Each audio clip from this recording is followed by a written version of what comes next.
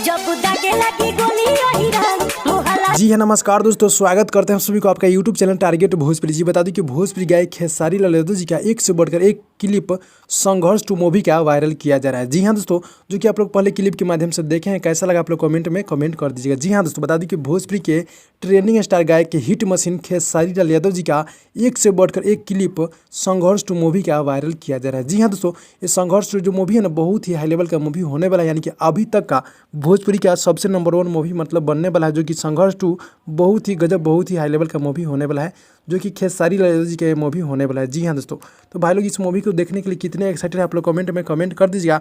और जो क्लिप देखे वो कैसा लगा आप लोग कमेंट में कमेंट कर दीजिएगा। जी हाँ दोस्तों, यानी कि देख सकते हैं आप लोग खेसारी यादव जी का यानी कि कैसा लुक है। जी हाँ दोस्तों, यानी कि बहुत ही हाई लेवल, बहुत ही गजब का ये खेसारी लाल यादव जी का लुक है। जी हाँ दोस्तों, यानी कि एक से बढ़कर एक क्लिप वायरल डेली के डेली होता है, तो आप लोग को मैं बीच में दिखाने की कोशिश करता हूँ। जी हाँ दोस्तों, तो आप लोग मेरे चैनल को सब्सक्राइब करके नोटिफिकेशन बेल आइकन को आप लोग ऑल पे कर दीजिएगा। जी हाँ दोस्तों, तो भाई लोग मिलते हैं अगली वीडियो में, तब तक के लिए धन्यवाद दोस्तों।